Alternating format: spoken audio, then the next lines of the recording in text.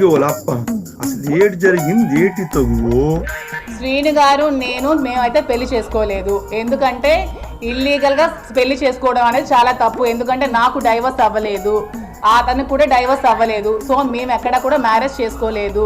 నేను అతనితో ఉంటున్నాను. అతను నాకు ఒక ఫ్రెండ్, ఒక ఫిలాసఫర్, ఒక గైడ్, అన్నీ అతనే నాకు. ఎందుకంటే నేను సూసైడ్ చేసుకోవాల్సిన సిచ్యువేషన్ వచ్చినప్పుడు నువ్వు అలా ఏం చేసుకోవద్దు, నీకు నేను ఉన్నాను, నీకు ధైర్యంగా ఉంటాను, నువ్వు అధైర్య పడుకో, నాకు ధైర్యాన్ని ఇచ్చి నన్ను అతను ఒక సెక్యూర్డ్గా ఉంచుతున్నారు. దాంట్లో తప్పేమీ లేదు కదా. ఓహో, ఇప్పుడు అర్థమైందా?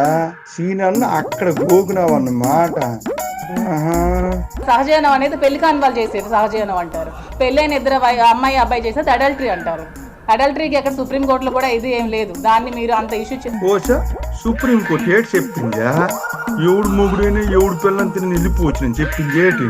ప్రతిరోజు గడప గడపకి వెళ్ళి, ప్రతి ఇంటికి వెళ్ళి, ప్రతి డోర్ కొట్టి శ్రీను గారికి మాధురికి ఎఫ్ఐఆర్ ఉంది, శ్రీను గారికి మాధురికి ఎఫ్ఐఆర్ ఉంది, శ్రీను గారికి మాధురికి ఎఫ్ఐఆర్ ఉంది, ప్రతి డోర్ టు డోర్ ఆవిడ చెప్పారు. ప్రతి డోర్ టు డోర్. అది తప్పు కాదా అండి? అలా చెప్పచ్చా? చెప్పండి మీరే. వాణి అమ్మ సీనర్ని ప్రేమించి పెళ్లి చేసుకుందా. తన మొగుడిని ఇంకొకటి తన్నుకుపోతే ఇంటింటికి వెళ్ళి చెప్పక నీకేమైనా ఆర్తి పల్లెంతో వస్తుందనుకున్నా వేటి? మీ సిస్టర్ పొజిషన్ నేనుంటే మీరేం చేస్తారు చెప్పండి. ప్రతి డోర్ టు డోర్ వెళ్ళి చెప్పారు ఆవిడ.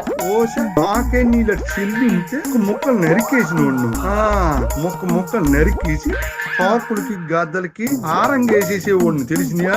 ఇదిగో ఈ చెమ్మాదిరి ప్రశ్నకి మాధురక దిమ్మ తిరిగి ఉంటది. ఇంకొక వీడియోతో మరో సెలబ్రిటీతో మీ ముందుకు వస్తాను, చూస్తూనే ఉండండి TPM ఛానల్.